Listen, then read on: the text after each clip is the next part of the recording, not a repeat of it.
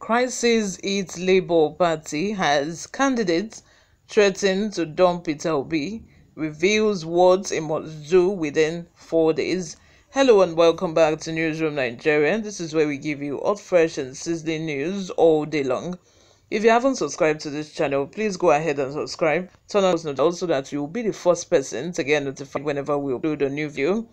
Give this video a massive thumbs up so that it gets recommended to other YouTube viewers all around the world as well. Lastly, leave your comment section. Without further ado, let's delve right into the details of today's news.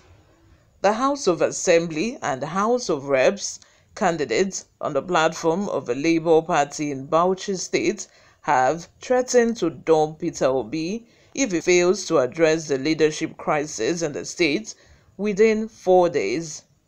According to Nigerian Tribune reports, the Bauchi State chapter of Labour Party was hit with a leadership crisis after the party's presidential campaign. Obi visited the state to flag off his campaign. It was gathered that shortly after Obi's visit, a group of candidates of the party threatened to dump the party. Leadership crisis rocks Bauchi. Labour Party candidates threatened to scuttle Peter Obi election. That is according to the Tribune. They claim that they were maltreated and sidelined by the party leadership in the state during Obi's visit.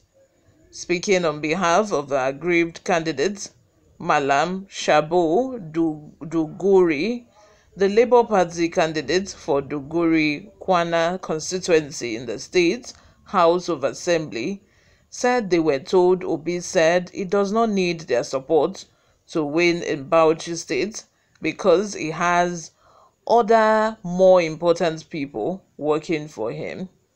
Though we did not hear that directly from Peter Obi, but what happened during the campaign was an indication that something is fishy, Abi Duguru said. Also speaking, MK said the Labour candidate for Pali State constituency lamented that they have been sidelined after spending their money to float the party in the state. He alleged that the sum was sent to the leadership of a party in the state for mobilization, but the leadership of a party in the state appropriated the money. The Labour Party still would urge Obi to address the issue within 4 days, or the candidates will withdraw their support for him. We are giving him 4 days from today to act, or we and our supporters will go to where we are valued, he said.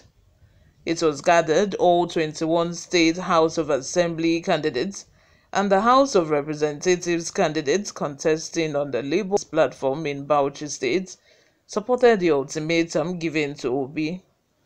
They said at the expiration of the ultimatum, they will be left with no option other than to dump Obi and direct their supporters to vote for another presidential candidate. Nevertheless, the aggrieved candidates said they will go ahead with their aspirations of becoming legislators under the Labour Party, having been cleared by INEC to contest during the elections. In another report, the Nigerian Labour Congress (NLC) on Thursday, January 26, said that its decision to support Peter Obi was non-negotiable.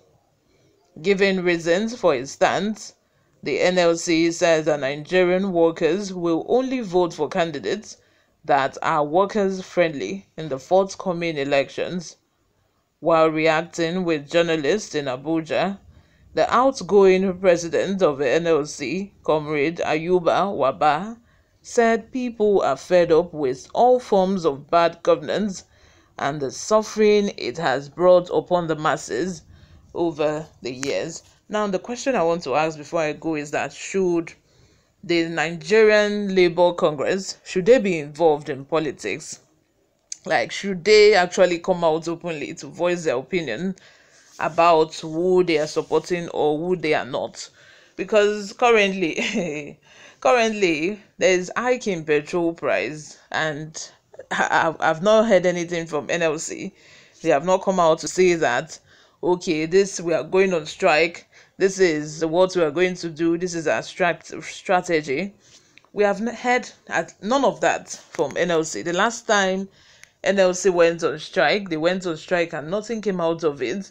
The federal government promised, to give buses just to alleviate the sufferings of workers, that are going to work. They are going to provide buses whereby workers are going to get free transportation to and from their workplace.